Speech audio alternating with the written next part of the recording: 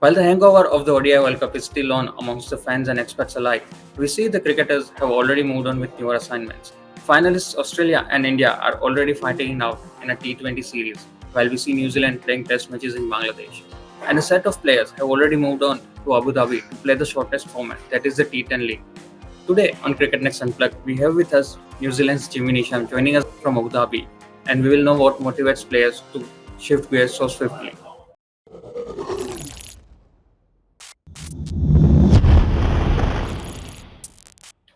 Hello, Jimmy. How are you doing?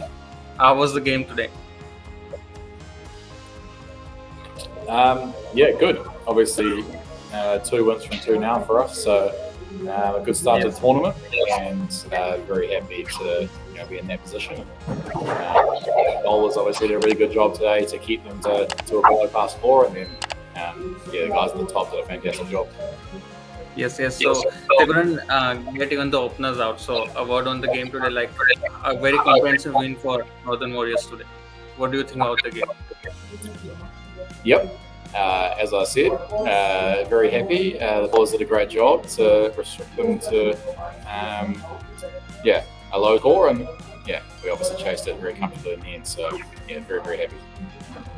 Okay. A word on your bowling specifically. You bagged 2 wickets in the last game. What do you think you're doing? Look, it's a game where batters are going to be very aggressive. Especially when you're bowling towards the back end of the innings. So, I suppose for me, it's just about being very clear on plans and not being too predictable. And there was we had a couple of wickets fall at the start, which obviously makes it easier. And just very happy to contribute to a good team performance. Okay, right. So what is the mode of the players in a tournament like T10? Is it more on the leisurely side, more on the entertainment side, or players are very serious and try to better their skills? It's just like any other tournament, really. You get picked to do a job, and that job is to win games of cricket. So, no, I haven't really treated it unlike any other T20 competition. I think, you're playing amongst a group of really high quality cricketers, and the teams are too good for you just to sort of turn up and be relaxed and expect to win. So, it's just like any other competition. You're going to lose a couple of games probably along the way, and it's just about us sticking to the plans we've got in place at the moment. Obviously, very well led by Angelo Matthews and Chaminda Vas, and a lot of experience amongst our team as well. So there's a lot of guys here that know what they're doing, and you will take that sort of knowledge forward into the rest of the tournament. Okay. So quite a few players were playing the World Cup a few days back, like say 10 or 15 days back. Yourself, Angelo Matthews, Tabraiz Shamshree from South Africa, and now all of you guys are playing in Abu Dhabi. So what motivates you guys to keep doing this, like especially after a big tournament like the World Cup? Like we had a few days at home, over a week at home. I don't really need to be motivated by anything particular. I think my job is to play cricket. It's what I do. I'm 33 years old now, so I don't have a lot of time left to play. So for me, it's just about getting the most out of myself as a cricketer as I can. Trying to play it and get different experiences around the world and in different places, and obviously try and win as much as possible as well. So very happy to get off to a good start, as I said, for the Northern Warriors. Now we're obviously in a position where semi-finals are a realistic aim, and hopefully we can get there and then see what happens. Okay. And what do you think about the future of T10 format? Do you think there will be more recognition for the format going forward? Will there be more tournaments like this going forward, or will it be restricted to Abu Dhabi? Yeah, well, I think we've already seen it expand into the African T10 League as well, and it's a good festal style competition. I think I compare it to the Sevens circuit, which is happening up in Dubai at the moment as well, where you have a 3 or 4 day tournament, which is a festival, and that moves around the world. And Sevens has 7 or 8 different stops now on the calendar. As part of the Olympics as well. So, it's certainly a very, very comparative sport, and I certainly see a time in the near future where you have an Abu Dhabi Sevens and a Brisbane Sevens and a Manchester Sevens, and it's sort of a regular occurrence around the globe, and I'm sure that's what the organisers will be aiming for. The players love the format. It's short and fast. It's exciting, and certainly has all the ingredients to become that kind of global circuit again. Okay, so do you think can we see a T10 World Cup going 10 or 15 years down the line? Yeah, anything can happen, I think.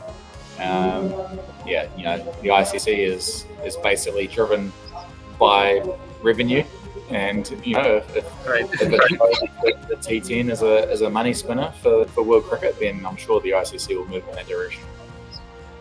Okay. Moving a bit away from the T10 format now, what do you think about New Zealand's World Cup campaign? How did it go? What do you think about it overall? It was probably a 6 out of 10. I think we going into the tournament, I think if you'd said that we'd make the semi-finals, I think most people would have said that would be a good effort. I think there certainly were mistakes made along the road, as there always are in tournaments like that. But you sort of go away from it, I suppose. A tournament in the subcontinent as a team that isn't used to those conditions as much. And say it was reasonably successful, but obviously disappointed not to go further in the semi-final. Okay. So when we see New Zealand's history in the World Cup, so they reached semi-final in 2011, then finals in 2015 and 19, and again in the semi-finals in 2023. So what is it that is stopping New Zealand from crossing the finish line? Like, can you throw some light on that point? Better cricket teams. I think. I don't know how you have to explain that. It's a tournament. It's the best teams in the world. 2015, Australia were the best team in the world playing at home. 2019, England were the best team in the world playing at home. And 2023, India were the best team in the world playing at home. So it's pretty tough to beat those kind of teams when they have a day. Wow. Okay. Yeah, you can tie with them maybe. Okay. And who do you think are the top 5 all-rounders currently going in the white ball format, and where do you see yourself among those? It's not really my job to see myself amongst other players. I think there's a very, very high number of quality cricketers around the world at the moment. I think that's partly due to tournaments like this, where fringe players like UAE players and associate players have a chance to play against the best players in the world. And I think it has a huge part to play in the likes of the Netherlands and Afghanistan playing as well as they have in the recent World Cup. And I think with any luck, we can continue to expand the game like that around the world, and hopefully in 8 or 12 years we've got a World Cup where teams like the UAE and Scotland and Ireland and the likes are playing and footing it against the boys as well. I think Uganda, yep, exactly. And I think I actually think it's vital for the survival of the sport moving forward that we have strong teams in that, I suppose, second tier of international cricket. Because as much as people think it will, Australia, England, and India playing each other over and over again is not sustainable, really. Okay. So that's a good one. Can you just rank top 5 all-rounders in the white ball format currently? Whoever you think are doing good? Who do I think are good all-rounders? Yes. Andre Russell.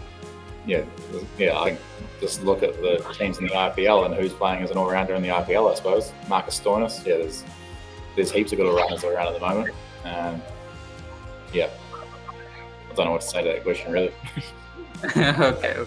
Thanks a lot, Jimmy. Thanks a lot for your time. I wish you all the best for the tournament going forward. Cool. Thank you.